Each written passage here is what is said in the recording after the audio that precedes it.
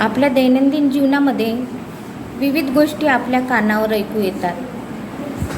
लहान लहान मुलांचा लैंगिक छळ, त्यांची हत्या आणि हे सर्व ऐकून मन कसं सुन्न होऊन जाते. विद्यार्थ्यांच्या सुरक्षिततेसाठी त्यांना काही गोष्टी माहीत असणं खूप आवश्यक आहे आणि या गोष्टी त्यांना सांगणे हे आपलं काम आहे. त्यामुळे थोडे का होईना पण विद्यार्थ्यांना याबद्दल माहिती होईल की गुड टच काय आहे आणि बॅड टच काय आहे. कोणाला आपण टच करू द्यायचं, कोणाला आपण टच करू द्यायचं नाही. आपण कुठे सुरक्षित आहो, कुठे असुरक्षित आहो ह्या भावनेची थोडी जरी त्यांना जाणीव असेल तर विद्यार्थी काहीतरी घडणाऱ्या गोष्टीला आळा घालू शकेल असं मला वाटते. मला गुड टच आणि बॅड टच काय आहे याबद्दल मी तुम्हाला माहिती सांगणार आहे. हे मुलीचं शरीर आहे आणि हे मुलांचं शरीर आहे.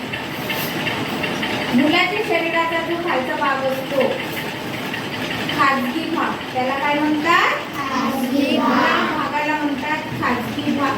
आणि खाजगी भाग हा नेहमी झाकून ठेवावा लागतो. खाजगी भागाला कधीही झाकून ठेवायचं असते. तसेच हे मुलीचं शरीर आहे. मुलीचा हा छाती हा खाजगी भाग आहे आणि कमरे खालचा भाग हा सुद्धा खाजगी भाग आहे. हा जो खाजगी भाग आहे तो नेहमी कसा ठेवायला पाहिजे? झाकून ठेवायला पाहिजे. हे आहे स्पर्श करण्याचे नियम. स्पर्श करण्याचे नियम.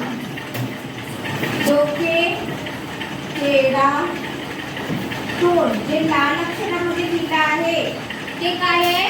खाजगी भाग आहेत आपले. ते लाल अक्षरामध्ये आहे, लाल राऊंड केला आहे सर्कल, ते आपले खाजगी भाग आहे. त्याच्यामुळे ते रेड कलरने सर्कल रंगवलेले आहे. डोके, चेहरा, तोंड, खांदा, छाती, पोट, खाजगी भाग, हात, जांघ, पाय. आपल्या शरीरातील जे खाजगी भाग आहेत तेथे कोणालाही स्पर्श करण्याची परवानगी नाही. आपले जे खाजगी भाग आहेत जसे मुलींचा खाजगी भाग आहे छाती, कमरे खालचा भाग आहे तो आपला खाजगी भाग आहे. त्याला कोणालाही स्पर्श करू द्यायचा नाही. आणि जर कोणी जर स्पर्श करायचा जर प्रयत्न केला तर त्याला स्पष्ट नकार द्यायचा नाही. काय म्हणायचं? नाही. नाही. खाजगी भाग झाकणे. खाजगी भाग हा नेहमी कसा असायला पाहिजे? झाकून असायला पाहिजे.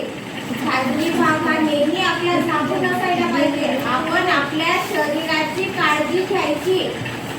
कोणालाही आपला खाजगी भाग दाखवायचा नाही.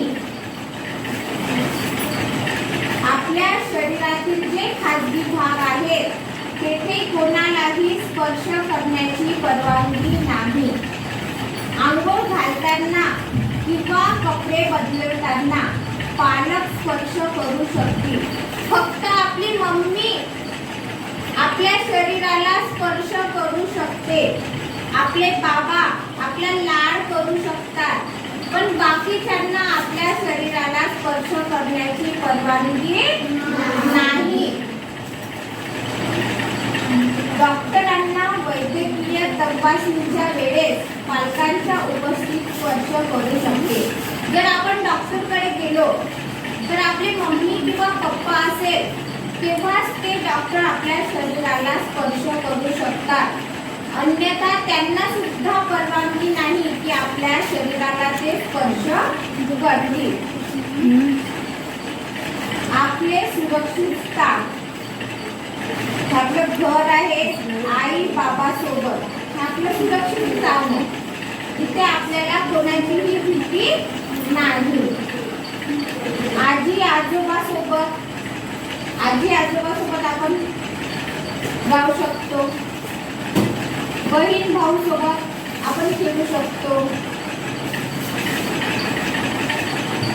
काका काकूंसोबत आपण खेळू शकतो. पण त्यांनाही आपल्या खाजगी भागांना स्पर्श करू द्यायचा नाही. काका राहो, मामा राहो की भाऊ राहो, कोणालाच आपल्या खाजगी भागांना स्पर्श करू द्यायचा नाही. परिवारासोबत मम्मी पप्पा आजी आजोबासोबत आपण सुरक्षित आहोत. पण बाकीचे जर आपल्याला जवळ घेतील तर त्यांच्या जवळ जायचं का नाही. फक्त त्यांच्या सोबत जायचं, बोलायचं त्यांच्यासोबत, पण त्यांना स्पर्श करू द्यायचा नाही. शिक्षकांसोबत तुम्हाला जर काही जर त्रास जर होत असेल तर आपली शिक्षिका आहे, मुलींसाठी शिक्षिका टीचर आहे, त्यांना सांगायचं. काही जर दुखत असेल किंवा काही जर त्रास असेल तर त्यांना विचारून जायचं किंवा त्यांना आपले भागांना स्पर्श करू द्यायचा, पण बाकीच्यांना करू द्यायचा नाही. हे आहेत आपले खाजगी भाग. आता गुड टच आणि बॅड टच हे सांगणार आहे तुम्हाला. ये निधी, हा कोणता टच आहे? Good touch. कोणता टच आहे? Good touch. हा बॅड टच. हा बॅड टच. खाजगी भागांना हात लावू द्यायचा नाही. हा कोणता टच आहे? Good touch. हा कोणता टच आहे? Bad touch. हा गुड टच. हा कोणता टच आहे? Good touch. पण हा भागांना हात लावू द्यायचा. हा कोणता टच आहे? Bad touch. जेव्हा कोणी आपल्याला असा स्पर्श करेल तेव्हा सरळ काय म्हणायचं? नाही. काय म्हणायचं? नाही. कोणालाच आपल्या खाजगी भागांना हात लावू द्यायचा नाही. गुड टच आणि बॅड टच. ठीक आहे? सांगा कोणता आहे गुड टच? कोणता आहे? हा कोणता टच आहे? Good touch. आपल्या छातीला हात लावू द्यायचा नाही. आपल्या खाजगी भागांना हात लावू द्यायचा नाही. आणि कोणी जर आपल्या खाजगी भागांना हात लावण्याचा जर प्रयत्न करत असेल तर आपण काय म्हणायचं? नाही. नाही. सरळ म्हणायचं नाही. काय म्हणायचं? नाही. ठीक आहे.